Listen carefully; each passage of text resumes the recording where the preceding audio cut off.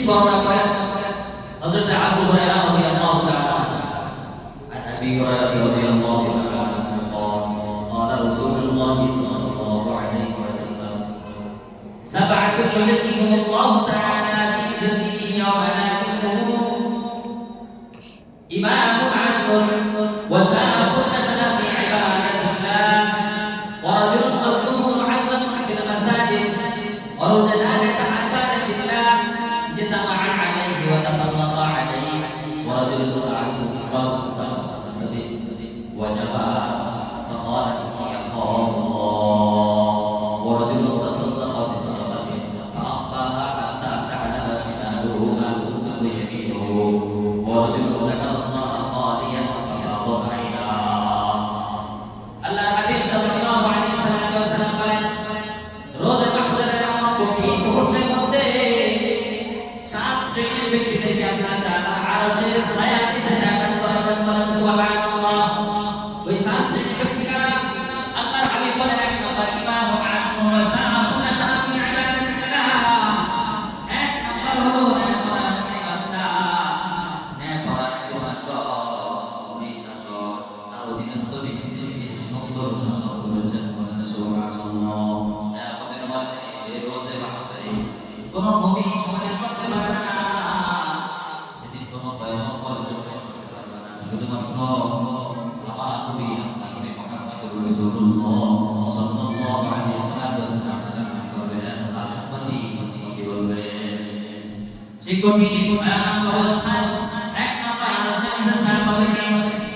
ইমামুন আদলুন নেককার বাদশা দুই নম্বর শাআবুন শাফি ইবাদাতিল্লাহ ওই যুবক যে যুবক তার যৌবনটা কাটায় গেছে আল্লাহর ইবাদতের মধ্যে বলেন সুবহানাল্লাহ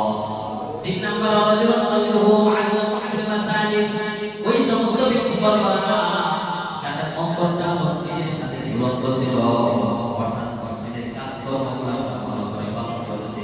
ওই সমস্ত ব্যক্তিরাও কিয়ামতের ময়দানে আরশের কাছে ছায়া পাবে বলেন সুবহানাল্লাহ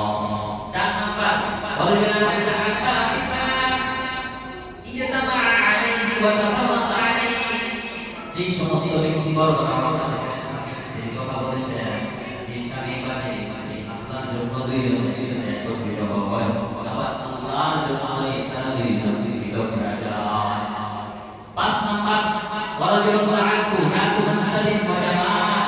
ফাকাল ইন্নী আখাফুল্লাহ কোন একজন টাটকা যুবককে সুন্দরী একজন নারী যে নারী সম্ভ্রান্ত পরিবারের এবং সুন্দরী অনেক টাকা পয়সা পায় সেই নারীটাকে জিনার জন্য ডাকলো এবার যুবক বলল ফাকাল ইন্নী আখাফুল্লাহ যুবক সালাম করে দিয়েছে জুলাইখা ইউসুফ আলাইহিস সালাম কথা ইউসুফ আলাইহিস সালাম জুলাইখা যখন ইউসুফ আলাইহিস সালামকে ভিতর রাখলেন সাতটা দরজা বন্ধ করিয়া এবার ইউসুফ আলাইহিস সালামকে ভিতর রাখা জুলাইখা যে প্রতিজ্ঞা পূজা করতে প্রতিজ্ঞাকে রাখতেছে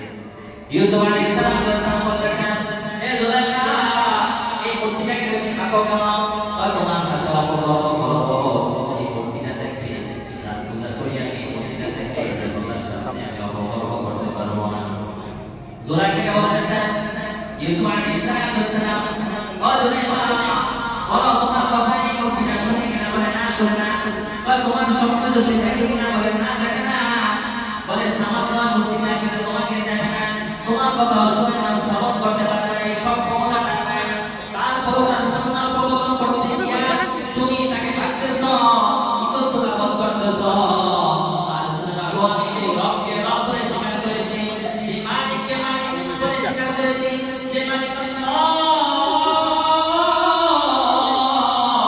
সারা পৃথিবীকে দেখতেছেন সমস্ত মানুষকে দেখতেছেন যে সমুদ্রের পৃথিবীটা তলদেশের যে পৃথিবীটা আল্লাহ বলে ডাকতে সেটাও তিনি সবার কাছে দেখতেছেন সেই রবের সামনে এমন করে তোমার সাথে অপকর্ম করবো যুবক যদি এই কথা স্মরণ করে দেয় আর জিনা থেকে যদি বিরত রাখে এই যুবককে সামনে আমাদের আরশের নিচে জান্নাত করবে 6 নাম্বার ওয়ারজুলুন তাসাদদাকা বিসাদাকাতিন ফাআফাহা এমন ব্যক্তি যে আপনার রাস্তায় দান করছে দান করার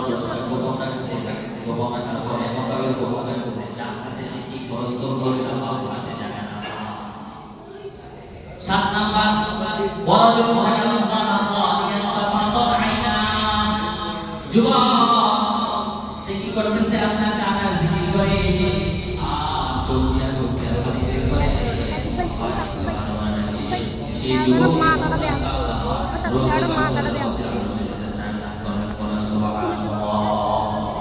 Sahih Bukhari Bukhari Syarif Sahih Muslim hadisের মধ্যে আল্লাহ সুবহানাহু ওয়া তাআলা প্রশংসা বর্ণনা করেন রাসূল আকরাম সাল্লাল্লাহু আলাইহি ওয়াসাল্লাম বলেন ইয়াতানাজ্জালু রাব্বুনা তাবারাকা ওয়া তাআলা কুল্লা লাইলাতিন ইলাস সামাa'id দুনিয়া আল্লাহর হাবিব সাল্লাল্লাহু আলাইহি ওয়াসাল্লাম বলেন আল্লাহ পাক রব্বুল আলামিন প্রতিটা রাতের বেলা প্রথম আকাশের মধ্যে আসে কতক্ষণ পর্যন্ত থাকে রাতের এক তৃতীয়াংশ যতক্ষণ পর্যন্ত থাকে ততক্ষণ পর্যন্ত আল্লাহ তাআলা আমাদেরকে ডাকতে থাকেন মাইয়া দুউনি কে এমন আছো ইয়াদউনি আমাকে ডাকো আমাকে ডাকবা ফাস্তাজিব লাহু তোমার ডাকের সাথে সাথে আমি আল্লাহ জবাব দিয়ে দেব সুবহানাল্লাহ আল্লাহ পাক রব্বুল আলামিন বলেন মাই ইয়াসআলুনি কে আছে এমন ব্যক্তি যার হাজতের প্রয়োজন আছে আমি আল্লাহর কাছে যাও আতিহি আমি আল্লাহর সাথে সাথে তোমার হাজত পূরণ করে দেব সুবহানাল্লাহ আল্লাহ বলেন মাই ইয়াস্তাগফিরুনি আর কে আছে এমন গুনাহ করতে করতে জীবনটাকে ঝড়-ঝড়িত করে দিতেছো আমি আল্লাহর কাছে যাও ক্ষমা চাও আমি আল্লাহ আগফিরুনাহু তোমার জিন্দেগির সমস্ত পাপরাশি মোচন করে দেব সুবহানাল্লাহ 19 নম্বর কোরআন 5 নম্বর পৃষ্ঠা সূরাতুল ফুরকানের মধ্যে একটি আয়াত আছে আল্লাহ বলেন কেমন করে আমি আল্লাহ তোমার গুনাহকে ক্ষমা করব ইল্লা মান তাবা ওয়া আমানা ওয়া আমিলা আমালান সালিহান ফাউলাইকা ইউবাদদিলুল্লাহু সাইয়্যাতিহিম হাসানাত ওয়া কানা আল্লাহু গফুরার রহিম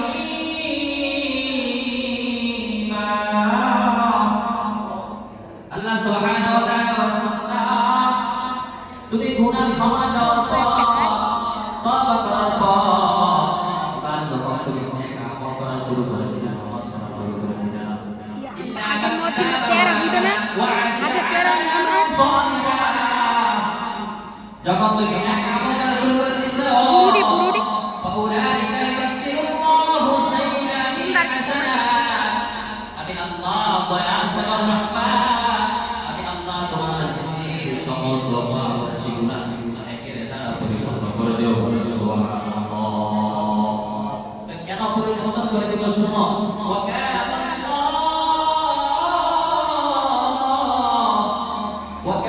আল্লাহু গফুরার রহিম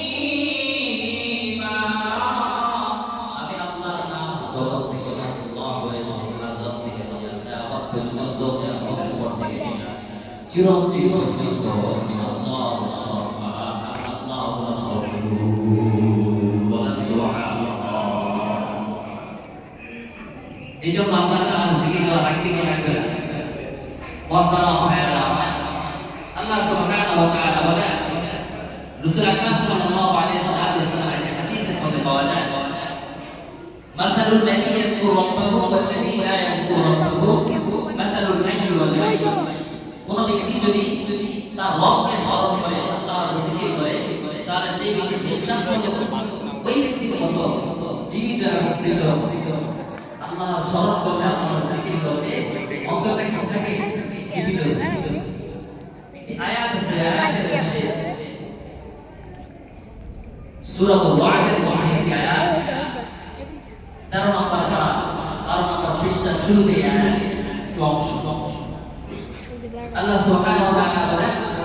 পৃথিবীর কোন জিনিস তোমার দিলকে প্রশান্ত করতে পারবে কি পারবে